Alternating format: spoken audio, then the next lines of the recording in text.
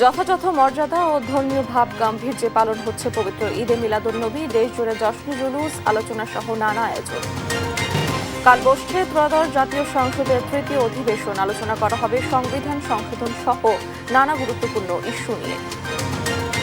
বিএনপির ৪৮তম প্রতিষ্ঠাবার্ষিকী উপলক্ষে ৫ দিনের কর্মসূচি ঘোষণা। কেন্দ্রীয় কার্যালয়ে যৌথ সভা, শিগগিরই জাতীয় কাউন্সিল। নতুন আমদানি নীতিমালা হওয়ায় ব্যবসা বাণিজ্যে গতি ফেরার আশা ব্যবসায়ীদের। অর্থ পাচার রোধে ব্যবস্থার পরামর্শ বিশেষজ্ঞদের।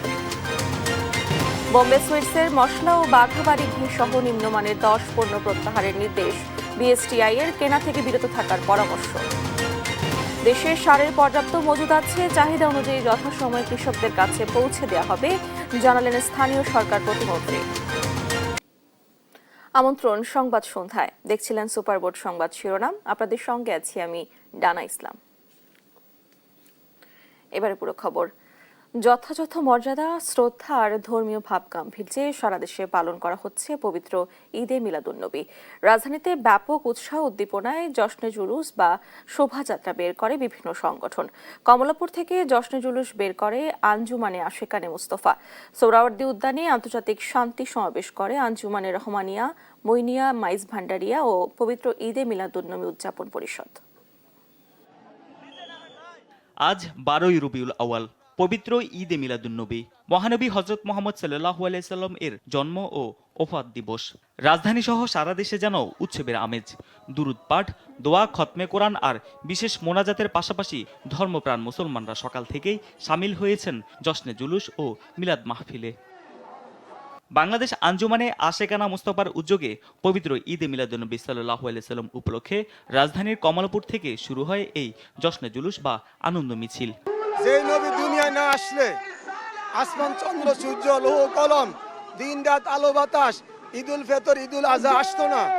আজকাল সেই নবী যে আগমন, সেই জন্য সকল ঈদের সেরা ঈদ ঈদে মিলাদুন্নবী সাল্লাল্লাহু আলাইহি ওয়াসাল্লাম। মিছিলটি মতিঝিল, ফকিরাপুল, বাইতুল মোকাররম, পল্টন, কাকরাইল মোড়, শান্তিনগর, রাজারবাগ হয়ে শাহজাহানপুরে গিয়ে শেষ হয়।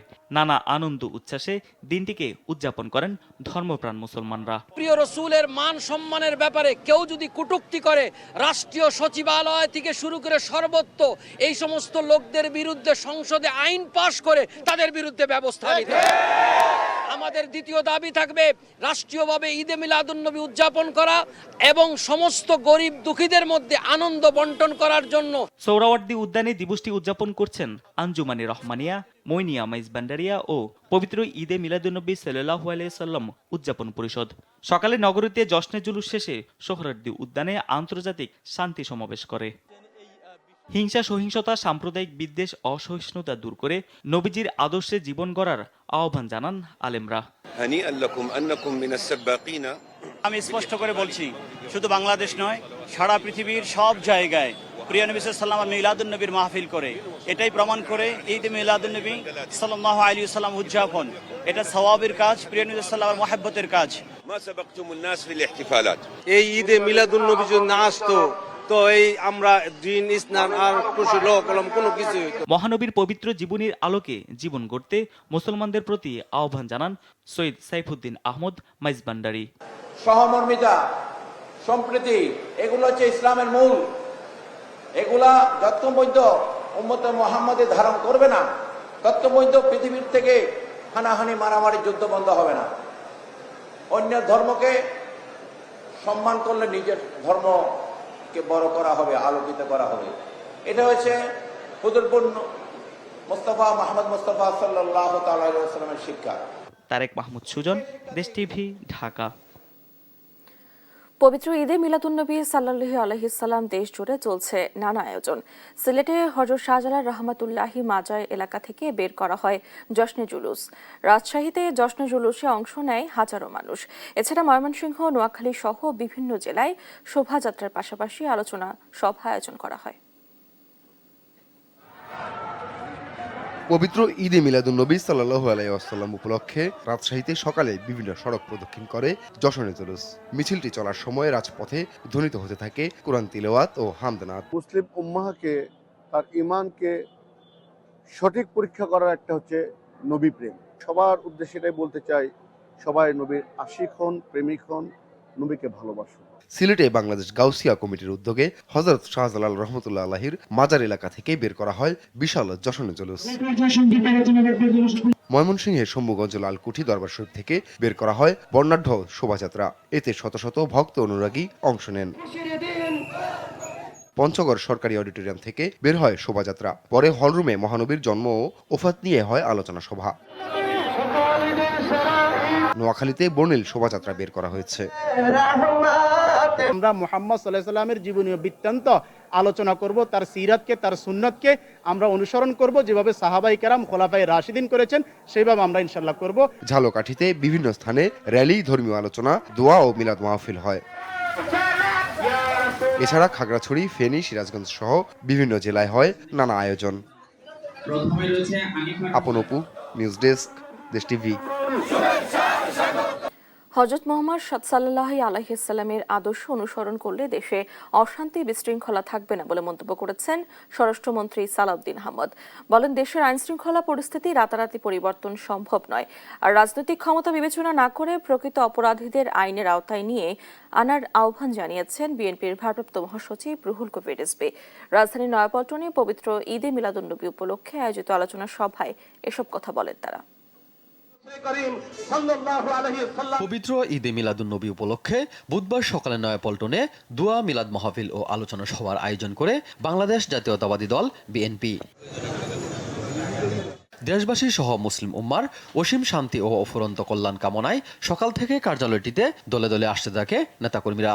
পবিত্র এই দিনে মহানবী হযরত মুহাম্মদ সাল্লাল্লাহু আলাইহি ওয়াসাল্লাম এর জীবন ও কর্মের বিভিন্ন দিক আলোচনা করা হয়। আলোচনা সভায় বিএনপির ভারপ্রাপ্ত মহাসচিব রুহুল কবির রিজভী বলেন, মহানবী সাল্লাল্লাহু আলাইহি ওয়াসাল্লাম এর নীতি আদর্শ অনুসরণ করলে মানব জীবনে প্রতিষ্ঠিত হওয়া যাবে। আইন শৃঙ্খলা পরিস্থিতি আরও উন্নতি হওয়া দরকার জানিয়ে তিনি বলেন, রাজনৈতিক ক্ষমতা বিবেচনা না করে প্রকৃত অপরাধীদের আইনের আওতায় আনতে হবে। আইনের শাসনকে সুপ্রতিষ্ঠিত করা, আর আইনের শাসন সুপ্রতিষ্ঠিত মানে সেখানে কে ক্ষমতাশালী, কার হাতে বেশি ক্ষমতা, কার হাতে কম ক্ষমতা সেটি নয়। যে অপরাধ করবে সে আইনের আওতায় আসবে, তার বিচার হবে। সাম্যের পথে হযরত মুহাম্মদ সাল্লাল্লাহু আলাইহি সাল্লাম এর আদর্শ অনুসরণ করলে দেশে কোনো অশান্তি বিশৃঙ্খলা থাকবে না জানিয়ে স্বরাষ্ট্রমন্ত্রী সালাউদ্দিন আহমদ বলেন, দেশের আইন শৃঙ্খলা পরিস্থিতি রাতারাতি পরিবর্তন সম্ভব নয়। তবে গত 6 মাসে অপরাধ সংগঠিত হওয়ার সব অপরাধীর বিরুদ্ধে ব্যবস্থা নেওয়া হয়েছে। যদি আমরা শান্তির পথে থাকি, রাসূলুল্লাহ সাল্লাল্লাহু আলাইহি ওয়াসাল্লামের জীবন আদর্শকে অনুসরণ করি এবং মেয়ারে হক হিসাবে রাসূলুল্লাহ সাল্লাল্লাহু আলাইহি ওয়াসাল্লামের সাহাবীগণের জীবন আদর্শকে আমরা অনুসরণ করি, তাহলে দেশে কোনো অশান্তি থাকবে না, বিশৃঙ্খলা থাকবে না, অসাম্য থাকবে না। আলোচনা সভা শেষে দেশ ও জাতির কল্যাণ কামনায় বিশেষ দোয়ায় অংশ নেন বিএনপি ও অঙ্গ সংগঠনের নেতাকর্মীরা। এইচ হিমেল, দেশ টিভি, ঢাকা। 11 দলীয় ঐক্যের বৈঠক শেষে ব্রিফিং চলছে, আমরা সরাসরি চলে যাচ্ছি সেখানে। তারা চেষ্টা করে, আমরা আগেও বলেছি যে তাদেরকে অবশ্যই গণ আন্দোলনের মুখে পড়তে হবে। আমরা সংসদে আমাদের সংসদীয় যে রীতিনীতি সেটা মেনে আমরা সেটার প্রতিবাদ বা জবাব বা আলোচনা আমরা করব, এবং পাশাপাশি রাজপথে আমাদের নিয়মতান্ত্রিক গণতান্ত্রিক আন্দোলন চলমান থাকবে। আমরা জুলাই সনদ, গণভোট, এই গণভোটের রায় অনুযায়ী সেই রায়ের দাবিতে আমাদের আন্দোলন এটা চলমান থাকবে 11 দলের। সেই লক্ষ্যে আমাদের যে লং মার্চ, সেই লং মার্চ নিয়ে আজকে আলোচনা হয়েছে। আমরা আপনাদের মাধ্যমে জনগণকে আহ্বান করছি সেই লং মার্চে স্বতঃস্ফূর্তভাবে অংশগ্রহণের জন্য। এবং এই দেশে এই মুহূর্তে যে বিদ্যুতের সংকট, গ্যাস সংকট, আপনারা দেখছেন মন্ত্রীরাও যখন কথা বলছে বিদ্যুৎ চলে যাচ্ছে, এবং তারা মুখে আবার বলার চেষ্টা করছে ইনিয়ে বিনিয়ে যে দেশে আসলে সংকট নাই, অথবা বলতেছে তারা কোনো কিছুই করতে পারবে না। এবং আরেকটি সংকট যুক্ত হয়েছে, সেটা হচ্ছে সার সংকট। সার সংকটের কারণে আমাদের কৃষকদের ভোগান্তি তৈরি হচ্ছে। ফলে এর মধ্য দিয়ে তারা আবার এই ধরনের ঘৃণ্য আইন পাশ করার চেষ্টা করছে। ফলে আমরা মনে করছি যে জনগণ এটির পক্ষে কোনোভাবেই এটি মেনে নেবে না। 11 দলীয় ঐক্যের বৈঠক শেষে ব্রিফিং চলছে, আমরা এতক্ষণ সরাসরি যুক্ত ছিলাম সেখানে। আগামীকাল বসছে জাতীয় সংসদের তৃতীয় অধিবেশন। এই অধিবেশনে সংবিধান সংশোধন সংসদীয় কমিটির সভাপতি পদে বিরোধী দলকে রাখা না রাখা, জুলাই সনদ বাস্তবায়ন সহ দ্রব্যমূল্য ও জ্বালানি সংকট ইস্যু নিয়ে আলোচনা করা হবে বলে জানিয়েছেন চিফ হুইপ নুরুল ইসলাম। এছাড়া গুম, মানবাধিকার এবং মা বাবার ভরণ পোষণ সহ 6টি গুরুত্বপূর্ণ বিল উত্থাপন করা হবে। জাতীয় সংসদের তৃতীয় অধিবেশনে সংবিধান সংশোধনে 17 সদস্য বিশিষ্ট কমিটি গঠনকে সামনে রাখা হয়েছে। বৃহস্পতিবার বিকেল 3টায় বসবে জাতীয় সংসদের এই অধিবেশন। এবারের সভায় প্রশ্ন জিজ্ঞাসা ও উত্তর পর্বে স্বরাষ্ট্র পররাষ্ট্র মন্ত্রণালয়, পরিকল্পনা বিভাগ, পরিসংখ্যান ও তথ্য ব্যবস্থাপনা বিভাগ, বাস্তবায়ন পরীক্ষণ ও মূল্যায়ন বিভাগ এবং পার্বত্য চট্টগ্রাম বিষয়ক মন্ত্রণালয় গুরুত্ব পাচ্ছে।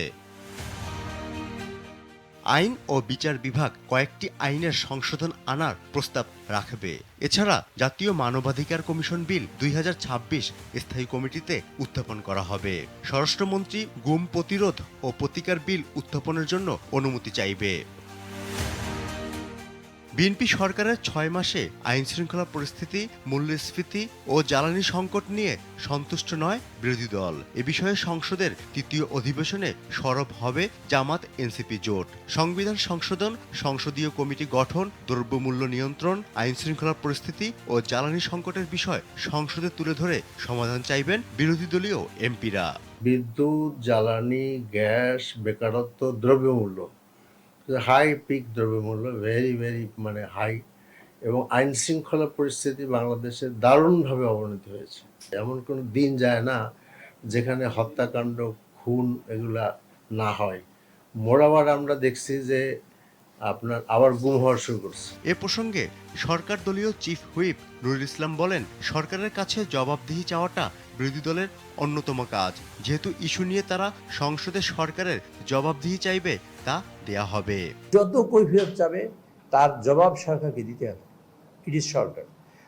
গভর্নমেন্টের 3টা অর্গান থাকে, একটা হলো পার্লামেন্ট, একটা হলো এক্সিকিউটিভ, একটা হলো judiciary. It is a parliament. Parliament is a above all and it is also supreme. সংবিধান সংশোধন কমিটিতে বিরোধী দল অংশ নেবে বলে আশাবাদী চিফ হুইপ। যিনি বিরোধী দল থাকবেন তাদের আমরা রেশিও হারে সব মিলিয়ে টোটাল 10টা কমিটি সভাপতি করা হবে। এটা আমরা তো জুলাই সনদ কিছুই বাস্তবায়ন করি না, কিছুই করতে পারি না। এটার সংশোধনটা পাশ হইলে ওটা থাকবে, অবশ্যই থাকবে।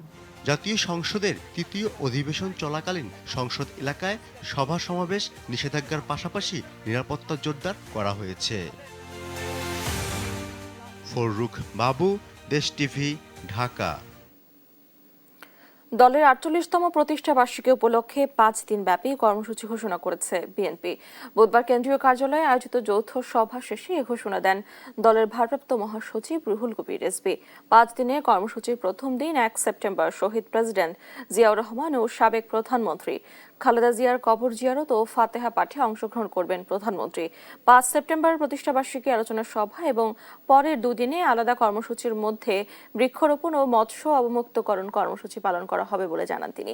এ সময় শিগগিরই দলের জাতীয় কাউন্সিল হবে বলে জানান রিজভী আহমেদ। শহীদ রাষ্ট্রপতি জিয়াউর রহমান এবং দেশনেত্রী বেগম খালেদা জিয়ার তাদের প্রদর্শিত পথ, তাদের দেখানো পথেই অগ্রসর হচ্ছেন তাদেরই জ্যেষ্ঠ পুত্র আজকের মাননীয় প্রধানমন্ত্রী জনাব তারেক রহমান। নির্বাচনের আগের তার যে অঙ্গীকার, তার প্রদত্ত ওয়াদা তিনি এখন বাস্তবায়ন করছেন নানাভাবে, তা এই সরকারের নানা কর্মসূচির মধ্যে। আশা করি আগামী 1 সেপ্টেম্বর 48তম প্রতিষ্ঠা বার্ষিকী সাফল্যমণ্ডিত হবে। আমদানির জটিলতা কমিয়ে ব্যবসা বাণিজ্যে গতি ফেরাতে নতুন আমদানি নীতিমালা জারি করেছে সরকার। এখন থেকে কোনো মূল্য সীমা ছাড়াই শুধু ক্রয় বিক্রয় চুক্তির মাধ্যমে পণ্য আমদানির সুযোগ পাবেন আমদানিকারকরা। আমদানি প্রক্রিয়া সহজ করায় জটিলতা কমবে বলে মত ব্যবসায়ীদের। তবে মূল্য সীমা তুলে দেওয়ার ফলে অর্থ পাচার রুখতে কঠোর নজরদারি তাগিদ বিশ্লেষকদের। আরাফাত ইসলামের রিপোর্ট। দেশের আমদানি ব্যবস্থাকে আরও সহজ, স্বচ্ছ ও ব্যবসাবান্ধব করতে 2026 থেকে 2029 মেয়াদে নতুন আমদানি নীতি আদেশ জারি করেছে সরকার। এতে আমদানি প্রক্রিয়া সহজীকরণ, আন্তর্জাতিক বাণিজ্য ব্যবস্থার সঙ্গে সামঞ্জস্য, নীতিগত স্বচ্ছতা বৃদ্ধি এবং বৈশ্বিক বাজারে বাংলাদেশের প্রতিযোগিতা সক্ষমতা বাড়ানোর উপর গুরুত্ব দেওয়া হয়েছে। নতুন আমদানির নীতিতে কোনো পণ্য আমদানির ক্ষেত্রে এলসির বাধ্যবাধকতা তুলে দিয়ে আনা হয়েছে কাঠামোগত পরিবর্তন। এতে মূল্যসীমার বাধা ছাড়াই সরাসরি ক্রয় বিক্রয় চুক্তির মাধ্যমে আমদানিকারকরা পণ্য আনার সুযোগ পাবেন বলে জানিয়েছে বাংলাদেশ ব্যাংক। দ্রুত আমদানি রপ্তানি কার্যক্রমকে যদি দ্রুততার সাথে সমাধান করতে হয়, তবে কিন্তু কন্ট্রাক্ট একটা এখন খুব জনপ্রিয় মাধ্যম হয়ে দাঁড়িয়েছে বাংলাদেশ ছাড়া বিশ্বের অন্যান্য দেশেও। তো ওইটাকেই আমরা কাজে লাগাতে যাচ্ছি। আমাদের চাচ্ছি যে বাণিজ্যটা ত্বরান্বিত হোক, হ্যাঁ, বিভিন্ন লিড টাইম যাতে কমে আসে, এটাই অন্যতম উদ্দেশ্য আমাদের। নতুন এই নীতিমালাকে স্বাগত জানিয়ে ব্যবসায়ীরা বলছেন, এতে পণ্য আমদানির ক্ষেত্রে নানা ধরনের জটিলতা কমার পাশাপাশি ব্যবসায় গতি বাড়বে। এই সিদ্ধান্তের কারণে আমাদের পণ্যগুলো আমরা আরো কম্পিটিটিভ ওয়েতে তৈরি করে সারা বিশ্ববাজারে যদি দিতে পারি, তাহলে এলডিসি গ্র্যাজুয়েশন করার পরে যে এই ধরনের বিড়ম্বনার মধ্যে আমাদের পড়তে হতো, আশা করছি যে আমরা অনেকটাই এটাকে অফসেট করতে পারবো। তবে এমন নমনীয় নীতিতে অর্থ পাচারের ঝুঁকি বাড়তে পারে, এজন্য সতর্ক থাকার পরামর্শ দিয়েছেন খাত সংশ্লিষ্টরা। একই সাথে এটাও খেয়াল রাখতে হবে যে এর মাধ্যমে যাতে ওভার ইনভয়েসিং, আন্ডার ইনভয়েসিং এর ব্যাপারগুলো যাতে না হয়, এবং এই ব্যাপারে মনিটরিংটা খুব স্ট্রিক্টলি করতে হবে। আরাফাত ইসলাম, দেশ টিভি, ঢাকা। পরীক্ষায় নিম্নমানের প্রমাণিত হওয়ায় বম্বে সুইটসের মশলা, বাঘাবাড়ি ঘি সহ 10টি পণ্য বাজার থেকে প্রত্যাহারের নির্দেশ দিয়েছে Bangladesh standards and testing institution BSTI. পাশাপাশি এসব পণ্যের জন্য দেয়া বিএসটিআই এর লাইসেন্স কেন বাতিল করা হবে না সে বিষয়ে কারণ দর্শানো নোটিশ দেওয়া হয়েছে। এসব পণ্য কেনা থেকে বিরত থাকতে ভোক্তাদের পরামর্শ দিয়েছে বিএসটিআই। রাজধানী সহ দেশের বিভিন্ন বাজারে বিক্রি হয় রান্নায় ব্যবহৃত প্যাকেটজাত মশলা। এসব প্রস্তুত করে বিভিন্ন নামিদামি প্রতিষ্ঠান, আর এসব পণ্যের গুণগত মান পরীক্ষা করে Bangladesh standards and testing institution BSTI. সম্প্রতি বিএসটিআই বাজারে থাকা বিভিন্ন মশলা ও রান্নায় ব্যবহৃত উপকরণ পরীক্ষা নিরীক্ষা করে। এসব পরীক্ষায় বম্বে সুইটস অ্যান্ড কোম্পানি লিমিটেডের উৎপাদিত হাঁসের মশলা, তেহেরি মশলা, কালাভুনা মশলা, গরুর মাংসের মশলা ও মাছের মশলা মান উত্তীর্ণ হতে পারেনি। এছাড়া 5টি কোম্পানির ঘি নিম্নমানের বলে বিএসটিআই এর পরীক্ষায় প্রমাণিত হয়েছে বলে জানা গেছে। পরীক্ষায় নিম্নমানের প্রমাণিত হয় এসব পণ্য বাজার থেকে প্রত্যাহারের নির্দেশ দেয় বিএসটিআই। পাশাপাশি এসব পণ্য কেনা থেকে বিরত থাকতে ভোক্তাদেরও পরামর্শ দেয় সংস্থাটি। বিশেষজ্ঞরা বলছেন, শুধু মানহীন পণ্য বাজার থেকে সরিয়ে ফেললেই হবে না, যারা উৎপাদন করে আসছে তাদেরও আনতে হবে আইনের আওতায়। আমরা মনে করি শুধু বাতিল করা উচিত না, এটা বাতিল করতে হবে, বাতিল করে এবং এটার প্রকাশনা থাকতে হবে এবং পত্রপত্রিকা দিয়ে এদের লাইসেন্স বাতিল করা হয়েছে, কি কারণে বাতিল করেছে সেই কারণগুলো সেখানে উল্লেখ করার দরকার আছে এবং এদেরকে শাস্তির আওতায় আনতে হবে। ভেজাল বা নিম্নমানের পণ্য খেয়ে প্রতিনিয়তই মারাত্মক স্বাস্থ্য ঝুঁকিতে পড়ছে সাধারণ মানুষ বলেও জানান তিনি। ইকবাল অনিক, দেশ টিভি, ঢাকা। এ বিষয়ে আরো জানাতে আমাদের সঙ্গে যুক্ত হচ্ছেন সহকর্মী মাকদুরা মিতি। মিতি, বাজার থেকে 10টি পণ্য প্রত্যাহার সম্পর্কে কি তথ্য আছে আপনার কাছে, জানাবেন আমাদেরকে। ডানা, এই মুহূর্তে আমি আছি মৌচাকের একটি মুদি দোকানের সামনে এবং আপনি জানেন যে বিএসটিআই বম্বে সুইটসের 5টি মশলা থেকে শুরু করে বাঘাবাড়ি ঘি সহ 10টি পণ্য বাজার থেকে প্রত্যাহারের নির্দেশ দিয়েছে এবং সেই পণ্যগুলো নিম্নমানের হওয়ায় তারা পরীক্ষা নিরীক্ষা করে যেমনটা দেখেছেন যে পণ্যগুলো নিম্নমানের এবং সে কারণেই কিন্তু তারা বাজার থেকে এগুলো প্রত্যাহারের নির্দেশ দিয়েছেন এবং সেই পণ্যগুলো কেন বাজার থেকে প্রত্যাহার করা হবে না সে বিষয়ে কিন্তু কারণ দর্শানোর জন্য মালিক পক্ষকে নোটিশ দেয়া হয়েছে বিএসটিআই এর পক্ষ থেকে। কিন্তু এখানে একটি বিষয় সম্পর্কে আপনাকে জানিয়ে রাখি, এখানে বিএসটিআই এর যে এই পদক্ষেপ সম্পর্কে কিন্তু ব্যবসায়ী এবং যারা ক্রেতা আছেন তারা কিন্তু এখনও কেউ অবগত নয় এবং আমরা বিভিন্ন মুদি দোকান ঘুরে দেখেছি এবং ক্রেতাদের সঙ্গে কথা বলেছি। তারা যেমনটা বলছেন যে তারা এ বিষয়ে কোনো কিছুই জানে না এবং বিএসটিআই থেকে তারা কোনো ধরনের নোটিশ কিংবা কোনো ধরনের তথ্য কিন্তু তারা পায়নি। এই মুহূর্তে আমি যদি এখানকার মুদি দোকানের একজন বিক্রেতার সঙ্গে কথা বলি, জানতে চাইবো যে আপনি বিএসটিআই থেকে কোনো নোটিশ পেয়েছেন কিনা বা বোম্বে সুইটসের যে বিভিন্ন পণ্য নিষেধাজ্ঞা দেওয়া হয়েছে এই বিষয়ে কোনো কিছু জানেন কিনা? আমাকে অবগত করা হয়নি এখনো, আমরা জানি না, এখানে বিএসটিআই লোক আসেনি এখনো। আর আপনার থেকে শুনলাম প্রথম, এখন তো জানি না, জানলে তো আমরা রাখতাম না। কিন্তু ডানা, আপনি যেমনটা শুনছিলেন, বিক্রেতা যেমনটা বলছিল, তিনি কিন্তু আমার কাছ থেকে প্রথম শুনেছেন যে বোম্বে সুইট সহ অন্যান্য কোম্পানির 10টি পণ্য নিষিদ্ধ ঘোষণা করা হয়েছে। তারা কিন্তু এ বিষয়ে কোনো কিছুই জানেন না। ডানা, আমি সর্বশেষ যদি আপনাকে বলতে চাই, তাহলে ব্যবসায়ী এবং ক্রেতা যারা আছেন তারা যেমনটা বলছেন যে শুধুমাত্র বিএসটিআই উদ্যোগ নিলেই হবে না, জনসচেতনতার জন্য কিন্তু তারা যথেষ্ট প্রচারণা চালানোর জন্য তারা কিন্তু অনুরোধ করেছেন। ডানা, আমি মৌচাকের মুদি দোকানের সামনে থেকে এই ছিল আমার কাছে সর্বশেষ পরিস্থিতি। মিতি, ধন্যবাদ আপনাকে। স্বৈরাচার সরকার গ্যাস রক্ষণে ল্যান্ডফিল্ডে কোনো স্টোরেজ করে যায়নি, পাশাপাশি প্রায় 60,000 কোটি টাকা বিদ্যুতের পাওনা রেখে গেছে। এতে সরকারের উপর চাপ সৃষ্টি হয়েছে বলে মন্তব্য করেছেন স্থানীয় সরকার প্রতিমন্ত্রী মীর শাহে আলম। বুধবার সকালে শিবগঞ্জ উপজেলা পরিষদের অডিটোরিয়ামে GPA-5 প্রাপ্ত শিক্ষার্থীদের সংবর্ধনা অনুষ্ঠানে তিনি একথা বলেন। প্রতিমন্ত্রী বলেন, বর্তমান সরকার 2.5 মাসের তেল মজুদের স্টোরেজ নির্মাণের উদ্যোগ নিয়েছে। পরিস্থিতি দ্রুত স্বাভাবিক হবে। গ্রিন দেশ হিসেবে প্রধানমন্ত্রী আগামী প্রজন্মের কাছে বসবাসযোগ্য রাষ্ট্র উপহার দিতে চান বলেও জানান তিনি। 60,000 কোটি টাকা বিদ্যুতের পাওনা রেখে গিয়েছে, যেটা আমাদের পরিশোধ করতে হচ্ছে। বিদ্যুতের জন্য আমরা দুঃখ প্রকাশ করছি, আমাদের একটু সময় দিতে হবে। আমরা রাতারাতি বিদ্যুতের উন্নতি করতে পারবো না। গ্যাসের যে সমস্যা ছিল সেটি আমরা সমাধান করেছি। রাজধানী গ্যাস সংকট নিয়ে জানাতে আমাদের সঙ্গে যুক্ত হচ্ছেন সহকর্মী সুমনা সুমি। সুমি, সিএনজি ফিলিং স্টেশনে গাড়ির চাপ আছে কিনা, কেমন দেখছেন পরিস্থিতি, জানাবেন। জানা, রাজধানীর আজকে কিন্তু সারাদিনই তুলনামূলক যানবাহনের চাপ একটু কম ছিল, কারণ আজ সরকারি ছুটি ছিল। এবং জানা, আপনি জানেন যে আমাদের দৈনন্দিন গ্যাসের চাহিদা 4,000 মিলিয়ন ঘনফুট। সেখানে কিন্তু আমাদের মোট সরবরাহ 2,420 মিলিয়ন ঘনফুট। সেই তুলনায় কিন্তু চাহিদার থেকে আমাদের গ্যাসের সরবরাহ বেশ কমই। এর প্রভাব শুধু সিএনজি রিফুয়েলিং স্টেশন নয়, এর প্রভাব পড়ছে শিল্প উৎপাদন, বিদ্যুৎ ও বাসাবাড়ি গ্যাস সরবরাহেও। আর যদি টানা বলি যে দেশের আজ মোট গ্যাস আমদানি সক্ষমতা যা ছিল তার তুলনায় কিন্তু আমদানি কম হয়েছে। আমরা জানি যে আমাদের মোট আমদানি সক্ষমতা 1,000 মিলিয়ন ঘনফুট হলেও আজ আমদানিকৃত গ্যাস 790 মিলিয়ন ঘনফুটটাই।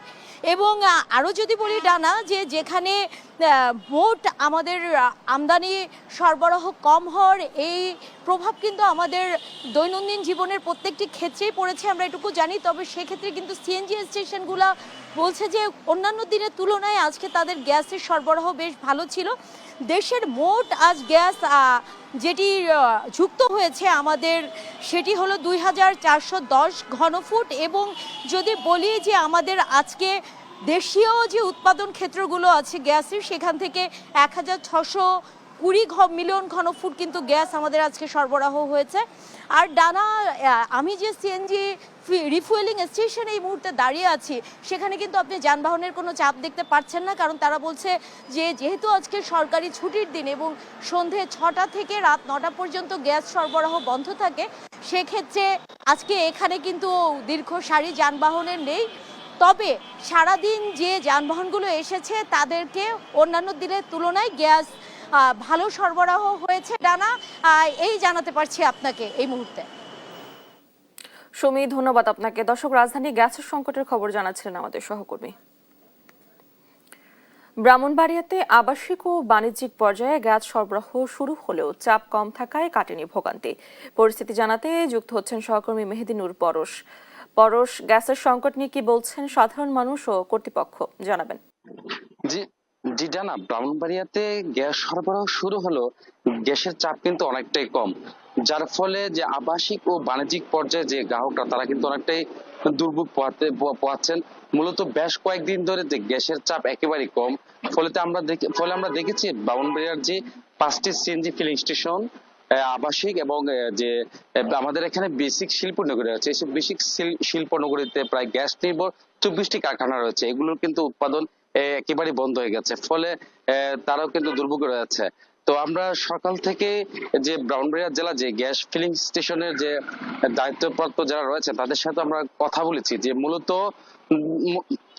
মূলত তারা বলছেন যে এই যে 5টি ফিলিং স্টেশনে মূলত প্রতিদিন 50,000 ঘনমিটার যে গ্যাস বরাদ্দ দিয়ে থাকেন Bakhrabad gas distribution company limited. তো ফলে যে তাদের যে প্রেসার দেওয়ার কথা পিএসআই চাপ 14 থেকে 15, কিন্তু তারা মূলত পাচ্ছেন 1 থেকে 3 পিএসআই চাপে। ফলে তারা অনেকটাই মূলত দুর্ভোগ পাচ্ছেন। পাশাপাশি যে বিভিন্ন যানবাহন চালকদের সাথেও আমরা কথা বলেছি, যে যানবাহন চালকরা বলছেন যে মূলত গ্যাসের চাপের কারণে তারা প্রায় অনেক দিন ধরে তারা যে প্রেসার পাওয়ার কথা প্রেসার কিন্তু তারা পাচ্ছেন না। তো বাখরাবাদ গ্যাস ডিস্ট্রিবিউশনের যে উপমহাব্যবস্থাপক তিনি বলছেন যে গ্যাস সরবরাহ শুরু হলো, চাপ অনেকটাই কম, এই চাপ বাড়তে বেশ কয়েকদিন আরো সময় লাগতে পারবে বলে তিনি আমাকে জানিয়েছেন। ডানা, এ ছিল আমার কাছে সর্বশেষ। পরশ, ধন্যবাদ আপনাকে। দর্শক, ব্রাহ্মণবাড়িয়া থেকে গ্যাস সংকটের খবর জানাচ্ছিলেন আমাদের সহকর্মী। সারা দেশে হামের সঙ্গে পাল্লা দিয়ে বাড়ছে ডেঙ্গু, প্রতিদিনই বাড়ছে আক্রান্ত ও মৃতের সংখ্যা। এ নিয়ে জানাতে বরগুনা থেকে যুক্ত হচ্ছেন সহকর্মী রিয়াজ আহমেদ মুসা। রিয়াজ, বর্তমানে ডেঙ্গু আক্রান্ত হয়ে কতজন হাসপাতালে ভর্তি আছেন, কি বলছেন চিকিৎসকরা, জানাবেন। অসংখ্য ধন্যবাদ। আমি এখন দাঁড়িয়ে আছি বরগুনা সদর হাসপাতালে। আপনি জানেন যে গত বছর ডেঙ্গুর হটস্পট ছিল বরগুনা জেলায়। এবছর শুরুর দিকে ডেঙ্গুর প্রাদুর্ভাব কম থাকলেও আগস্ট এসে কিন্তু আবার সেই ডেঙ্গু রোগীর সংখ্যা বরগুনার হাসপাতালগুলোতে বাড়তে শুরু করেছে। গত 24 ঘন্টায় বরগুনা সদর হাসপাতালেই 18 জন রোগী ভর্তি হয়েছে। এছাড়া বরগুনার অন্যান্য যে উপজেলাগুলো রয়েছে সেই উপজেলাগুলোতেও কিন্তু ডেঙ্গু রোগীর সংখ্যা বাড়ছে, প্রতিদিনই অসংখ্য রোগী ভর্তি হচ্ছে। আমরা হাসপাতাল কর্তৃপক্ষের সাথে কথা বলেছি। কর্তৃপক্ষ আমাদেরকে জানিয়েছেন যে চিকিৎসক সংকট থাকার কারণে কিন্তু তাদের এই ডেঙ্গু রোগীদের চিকিৎসা দিতে কিন্তু হিমশিম খেতে হচ্ছে। বরগুনায় সদর হাসপাতালে 82 জন চিকিৎসকের পদ থাকলেও এখানে কিন্তু মাত্র 17 জন চিকিৎসক দিয়ে কিন্তু তাদের এই চিকিৎসা সেবা কার্যক্রম চালু রাখতে হচ্ছে। এবং এইখানে যে বরগুনার যে মশক নিধন কার্যক্রম, সেই মশক নিধন কার্যক্রমের ব্যাপারেও কিন্তু বরগুনার যে সাধারণ মানুষ রয়েছে তাদের কিন্তু একটি আপত্তি রয়েছে। এখানে মশক নিধন কার্যক্রম সঠিকভাবে হচ্ছে না বলে কিন্তু প্রতি বছর আশঙ্কাজনকভাবে কিন্তু ডেঙ্গু রোগীর সংখ্যা বাড়ছে। গত বছর কিন্তু 50-এর অধিক রোগী কিন্তু ডেঙ্গুতে আক্রান্ত হয়ে মারা গিয়েছে এবং প্রায় 10,000-এরও বেশি কিন্তু রোগী এখানে আক্রান্ত হয়েছিল। এছাড়াও বরগুনার প্রত্যেকটি অঞ্চলে কিন্তু শুধু সরকারি হাসপাতাল না, বেসরকারি হাসপাতালগুলোতেও কিন্তু ডেঙ্গু রোগীর সংখ্যা প্রতিদিনই বাড়ছে এবং মানুষের মধ্যে আতঙ্ক ছড়িয়ে পড়েছে। এই ছিল বরগুনা থেকে আমার কাছে সর্বশেষ। রিয়াজ, ধন্যবাদ আপনাকে। দর্শক, বরগুনা থেকে ডেঙ্গু আক্রান্তের খবর জানাচ্ছিলেন আমাদের সহকর্মী। লোডশেডিং এ নয়, সামগ্রিক খামার ব্যবস্থাপনার দুর্বলতায় যশোরের শার্শায় বিপুল সংখ্যক মাছের মৃত্যু হয়েছে বলে তদন্ত কমিটির প্রতিবেদনে বলা হয়েছে। বুধবার এই সংক্রান্ত তথ্য জানিয়ে একটি প্রেস বিজ্ঞপ্তি দেয় জেলা প্রশাসকের মিডিয়া সেল। এ নিয়ে জানাতে যুক্ত হচ্ছেন সহকর্মী সালাউদ্দিন সাগর। সাগর, বিপুল সংখ্যক মাছের মৃত্যুর বিষয়ে আর কি তথ্য আছে আপনার কাছে, জানাবেন। ধন্যবাদ দাদা আপনাকে। যশোরের শার্শায় একটি মৎস্য খামারে বিপুল সংখ্যক মাছের মৃত্যুর বিষয়ে মৎস্য খামারের মালিক পক্ষ যে অভিযোগটি করেছিলেন যে বিদ্যুৎ না থাকার কারণে কিন্তু আসলে কৃত্রিম অক্সিজেন তৈরির যে যন্ত্র সেটি চালাতে ব্যর্থ হয়ে কিন্তু অক্সিজেন ফল করে, সে কারণে মাছের মৃত্যু হয়। তো এই ঘটনায় মেইন স্ট্রিম সহ মানে দেশের সকল গণমাধ্যমে কিন্তু সংবাদ প্রকাশিত হয়। তো এরপরেই কিন্তু 22 তারিখের এই ঘটনা ঘটে এবং 25 তারিখে কিন্তু জেলা প্রশাসন তড়িঘড়ি করে 5 সদস্যের একটি তদন্ত কমিটি গঠন করেন। তদন্ত কমিটি প্রতিবেদন অনুযায়ী আজকে দুপুর 12টার দিকে জেলা প্রশাসকের মিডিয়া সেল থেকে এমনটা জানানো হয়েছে যে আসলে মালিক পক্ষের যে অভিযোগ যে মাছের ঘেরে লোডশেডিং এর কারণে অক্সিজেন মেশিন চালাতে পারেনি, এই দাবি সত্য নয়। কারণ তাদের যে তদন্ত কমিটি তাদের তদন্ত এটা পেয়েছে যে আসলে লোডশেডিং এর আগে থেকেই, অর্থাৎ রাত 1টার আগে থেকেই মাছের মৃত্যু শুরু হয়েছিল। তো এর কারণ হিসেবে তারা যেটা বলছেন যে আসলে সার্বিক খামার ব্যবস্থাপনাকে কিন্তু তারা আসলে দায়ী করছেন, যে সার্বিক খামার ব্যবস্থাপনার অদক্ষতা এবং দুর্বলতার কারণে এটা ঘটেছে। এছাড়া পানির সাথে কিন্তু আসলে তারা বিভিন্ন উপাদানের পেয়েছেন এবং একই সাথে আমিষ অতিরিক্ত আমিষযুক্ত খাবার কিন্তু দেওয়া হয়েছিল, এমনটাই দাবি করেছে তদন্ত যে কমিটি ছিল তারা। তো তদন্ত কমিটির এই তথ্যের ভিত্তিতে আমরা কথা বলেছিলাম ঘের মালিক আলফাজুল হকের সাথে। তিনি কিন্তু এটার তীব্র প্রতিবাদ জানিয়েছেন এবং তিনি এটার সাথে একেবারেই সহমত হতে রাজি হন। তো এখন পর্যন্ত এই ছিল আমার কাছে সর্বশেষ ডানা। সাগর, ধন্যবাদ আপনাকে। দর্শক, যশোর থেকে যুক্ত ছিলেন আমাদের সহকর্মী। দর্শক, এই ছিল এখনকার সংবাদ সন্ধ্যা। পরে বুলেটিন দেখার আমন্ত্রণ জানাচ্ছি। ধন্যবাদ সবাইকে।